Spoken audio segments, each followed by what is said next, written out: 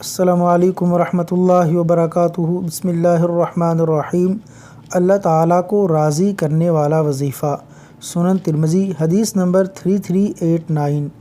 رسول اللہ صلی اللہ علیہ وسلم کا فرمان ہے، جو شخص شام کے وقت یہ دعا پڑھے، اللہ پر حق ہے کہ وہ اسے خوش کر دے، اور وہ دعا یہ ہے: رضیت باللہ ربا، رضیت باللہ ربا وبالاسلام دینا وبمحمد نبیا وبمحمد نبیا۔ ترجمہ: میں اللہ کے رب ہونے، اسلام کے دین ہونے اور محمد صلی اللہ علیہ وسلم کے نبی ہونے پر راضی ہوں۔